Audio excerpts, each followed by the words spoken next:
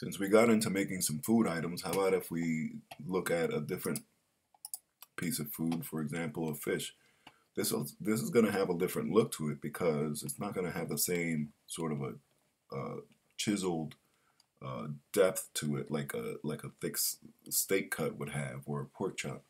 This is a little different when we look at a fish, so we're going to try to make an effect that's going to look a little bit more suitable for what a fish might look like. So let's go ahead and make our 3D extrusion from this PNG file like we did before. And again, we're going to see that we're also going to have this kind of a 3D effect going on like we've been working with already.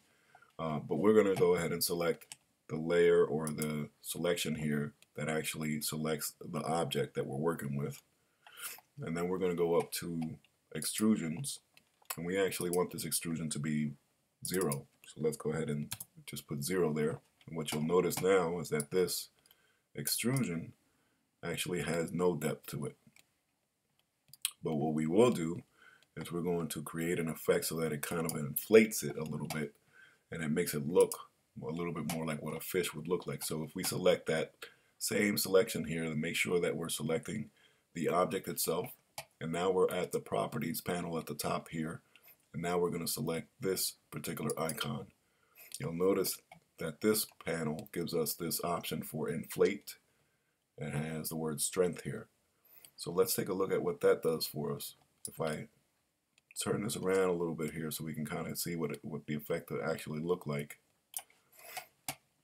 If I use the strength here, you'll notice that it puffs out the side of that in a certain way that makes it look like it's more the shape of a fish might have.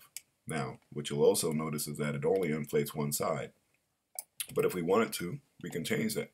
Over here at the top where it says sides, it says front right now, but if I wanted the front and the back, I can just do that, and now I've got that kind of a shape of a fish on both sides. It's sort of like a puffed up fish shape that we can now move around and use as a 3D object. So that's a little bit different from what we were working with before.